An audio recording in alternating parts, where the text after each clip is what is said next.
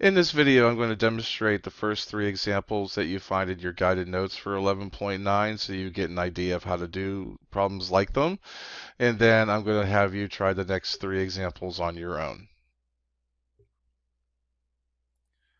So for the first situation I'm going to demonstrate, you have a bag that contains 4 red balls and 5 green balls. You plan to select 3 balls at random. Determine the probability of selecting 3 green balls. So all 3 balls that we select are green. The probability of selecting 3 green balls, from a basic probability standpoint, is the number of outcomes in which 3 green ball selections can be made over the number of 3 ball selections that there possibly are. And so looking at the green balls, there's 5 green balls. I mean, they're all going to be the same, but I'm just numbering 1 through 5 just for the sake of clarity in my explanation here.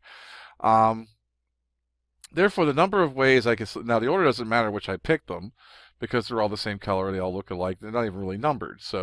Um, so if I'm going to choose 3 out of these, the number of green ball selections I could pick are going to be out of 5. 3 different ones, and that's going to be 5C3.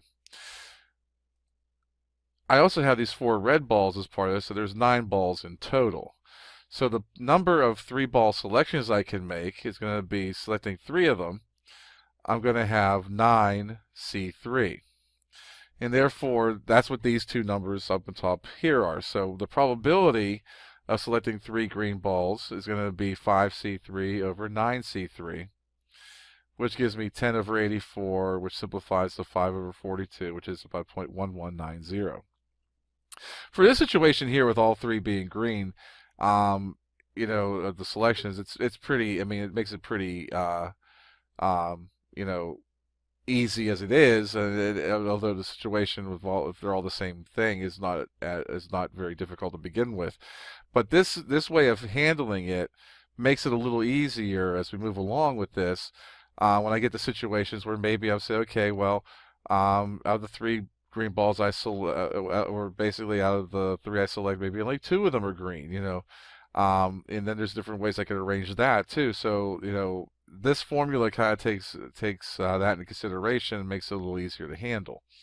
Let's look at another situation now. The staff of a restaurant consists of 25 people, including 8 waiters, 12 waitresses, and 5 cooks.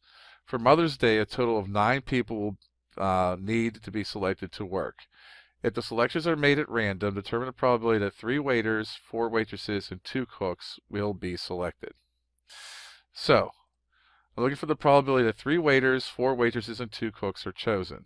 So, that's going to be the basically up here, the number of 3 of the 8 waiters being chosen times the number of 4 of the 12 waitresses being chosen. And 2 of the 5 cooks being chosen. And the bottom number is going to be the number of outcomes in which 9 of 25 employees are selected. So each one of these numbers is going to be a different combination. So I look at each group individually and say, okay, well, if I'm going to have 3 waiters out of the 8 and 4 waitresses out of the 12. And so these are going to be combined into be 8C3, 3 of the 8 waiters, 12C4 for the 12 waitresses, and 5C2, 2 of the 5 cooks, and 9 of the 25 employees, so 25C9. These numbers end up being quite big, but in the end, the probability of 3 waiters, 4 waiters, and 2 cooks will be selected. Given that, this was a random selection. I mean, if I'm choosing 9 people, I mean, theoretically, I could have chosen 12 waitresses if they each had an equal probability of being selected. It would probably not be the best idea to select them at random because I'm going to need a cook if I'm running a restaurant. But, assuming it's all at random here, it's a 0.1357 of having that occur. Of 26 employees working a shift at Wegmans Supermarket, 15 work as cashiers, 11 work stock shelves. If 7 of these 26 employees are selected at random to work overtime, determine the probability that 5 of them are cashiers. This means that the overtime workers will consist of 5 cashiers and 2 employees who stock shelves. So that's the one thing you have to keep in mind is that you have to account for like, the total number of people here. So if I'm choosing, um, you know, 7 people to work overtime, and I know 500 cashiers, that means the other 2 have to be people who stock shelves. I mean, um, so the probability of 5 cashiers and 2 stock is going to be the number of 15 cashiers, the number of different outcomes I can have for that, number of combinations where I have 2 of 11 stock people, and the number of different combinations where I could choose 7 of the 26 employees. So I'm going to have 15C5 times 11C2 all over 26C7, which gives me about 2511.